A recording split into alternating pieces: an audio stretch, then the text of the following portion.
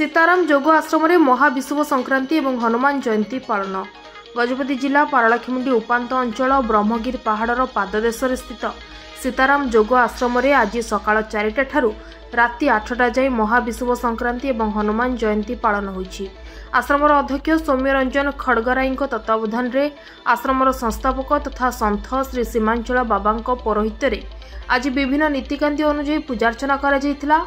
ଏହି ଅବସରରେ ଭକ୍ତମାନେ 108 ହନୁମାନ ଚାଳିଶା ପାଠ କରିଥିବା ବେଳେ ଜଗତ କଲ୍ୟାଣ ପାଇଁ ହୋମ ଆଦି କାର୍ଯ୍ୟକ୍ରମ ଅନୁଷ୍ଠିତ ହୋଇଥିଲା।